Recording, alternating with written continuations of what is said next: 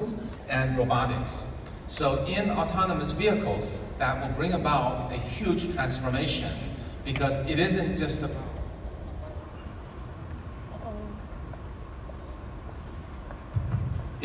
about a button that you press to have the car drive for you, but it's going to be a synthesis of electrical cars, shared economy, and also autonomous driving. So no longer do we have to own cars. Did you know the car you own is the worst investment you've made? 96% of the time it's sitting idle, depreciating. So why would we own cars for that 4% of the time that we drive?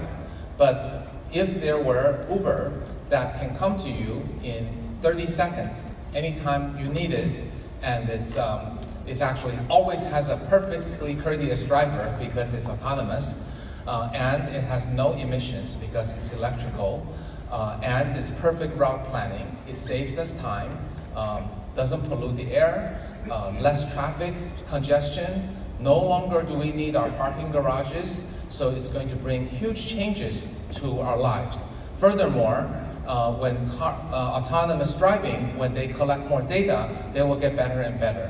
When it's first launched, it might be a little bit safer than human, but in 5 years, it will be a lot safer. In 10 years, it will be much, much safer with many, many lives saved.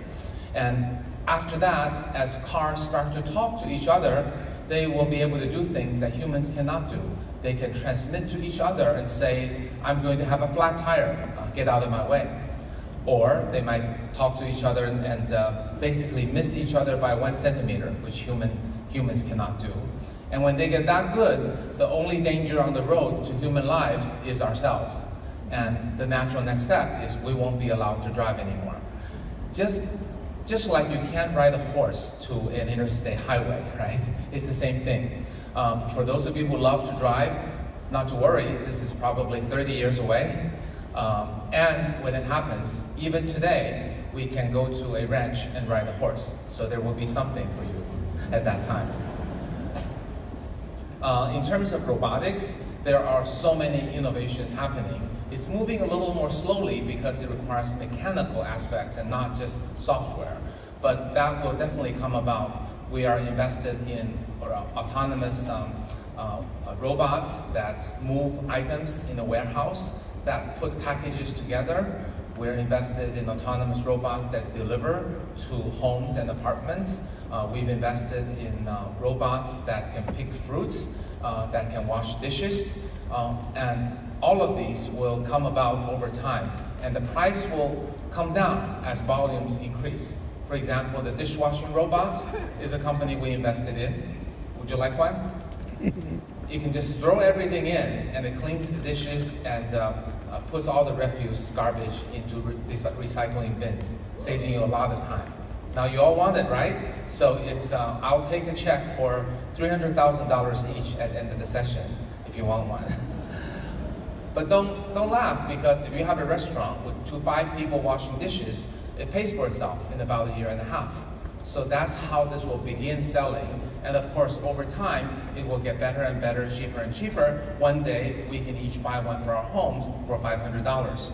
So this kind of robotics and autonomous driving will be the 4th wave.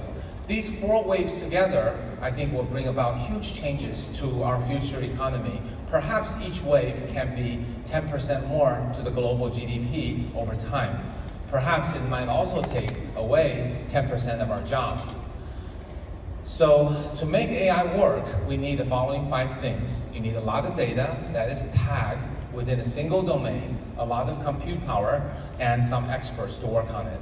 So AI is not perfect. You can't make it do perfectly unsupervised learning. You can't make it learn on very little data. You can't do AI with very little compute or no data. But once you have these, AI can be applied. So about US and China, who's ahead? I'm first going to answer the question in a very detailed way and then tell you that it actually doesn't matter. So I will try to answer clearly. In research, US is way ahead. These are the top researchers in the US. Not only is US way ahead in research, US has been at the center of every technological revolution in the past 30 years. But something magical has happened in the past 10 years. That is, a gigantic market in China has emerged.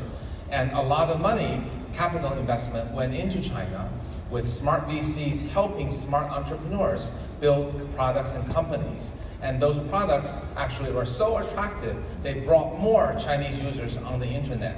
And this loop kept going and going for the last 10 years, taking China from 150 million users to about 800 million users, by far the largest user base in the world. And this loop has created something that we never thought possible, that a system that parallels the Silicon Valley.